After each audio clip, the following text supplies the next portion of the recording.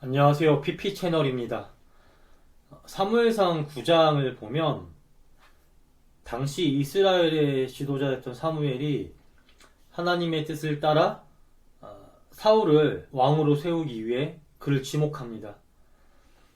이에 사울이 이렇게 반응해요. 9장 21절 말씀 제가 읽어드릴게요. 사울이 대답하여 이르되 나는 이스라엘 지파의 가장 작은 지파 베냐민 사람이 아니니까 또 나의 가족은 베냐민 지파 모든 가족 중에 가장 미약하지 아니하니까 당신이 어찌하여 내게 이같이 말씀하시나이까. 사무엘이 사울을요 존귀한 자라 불러요. 이 말씀 전에. 그러자 사울은 자기는 가장 작은 베냐민 지파 사람이며 또 그 작은 베냐민 지파 가운데서도 가장 작은 집안의 사람인데 어찌하여 나를 그렇게 부르십니까? 라고 되물어봅니다. 이 부분을 사울이 자신을 낮추는 말이라고 생각해 볼 수 있을 것 같아요. 사무엘이 자신을 왕으로 지목하자 자기를 낮추는 겸손한 모습을 사울이 보인 거라 생각해 볼 수도 있습니다. 하지만 동시에 우리는요 이 말을 실제 그대로 받아들일 필요도 있어요. 왜냐하면 사울이 말한 대로 당시 베냐민 지파는 이스라엘의 모든 지파 가운데서 가장 작은 지파였기 때문이에요. 이 사울 이야기가 나오는 사무엘상 바로 전 성경은 사사기 룻기입니다. 이 사사기 룻기는 사사시대를 배경으로 해요. 사무엘상은 이 두 성경 바로 다음에 나오거든요. 시대상으로 연결이 됩니다. 사사시대의 마지막 부분에 해당하는 시기부터 사무엘상의 이야기가 시작이 돼요. 그러니까 사무엘상을 이해하려면 사사시대의 배경을 어느 정도 알고 있어야 해요.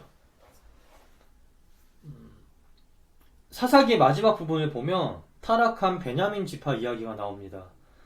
어떤 내용이냐면 대략 타락한 베냐민 지파를 벌하기 위해 다른 이스라엘의 지파들이 연합하여 전쟁을 일으켰고 이로 인해 동족끼리 싸우는 그런 비극적인 일이 벌어집니다. 이 전쟁에서 베냐민 지파가 아주 크게 져요. 연합한 다른 지파들에 비해 세가 작기도 했고 또 하나님의 벌을 받아서요 크게 지고 맙니다. 남자 600명만 남겨놓고요 전부 다 몰살되어 버려요. 베냐민 지파의 잘못으로 전쟁이 일어난 거지만 나머지 이스라엘 지파들도 제정신이 아니죠. 600명만 빼고 전부 다 몰살시키다니요. 이는 하나님이 주신 벌의 개념을 벗어나 일어난 화를 주체하지 못해 벌어진 정신 나간 행동이었습니다. 하지만 그래도 완전히 몰살되지는 않았어요. 600명 정도는 남았습니다.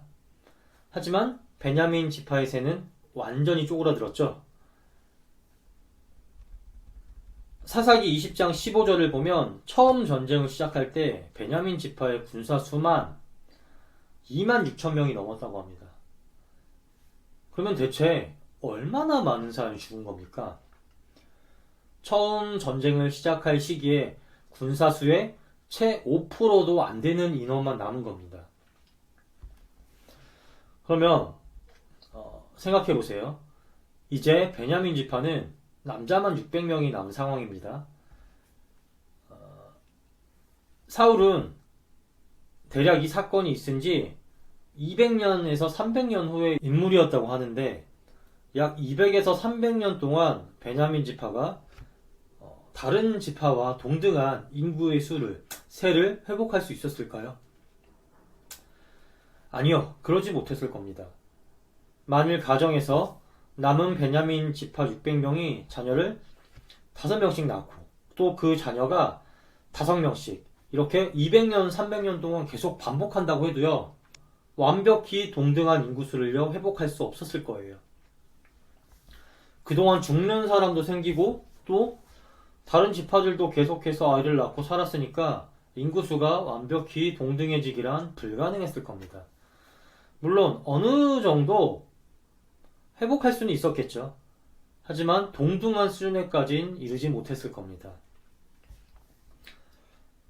또 사람들의 인식이 완벽히 달라지지도 않았을 거예요. 그 사건으로 인해 베냐민 지파의 타락으로 인해 다른 지파 사람들이요, 베냐민 지파 사람들을 좋지 않게 봤을 거예요. 그리고 새가 적다고 마음 한편으로는 무시했을 수도 있습니다.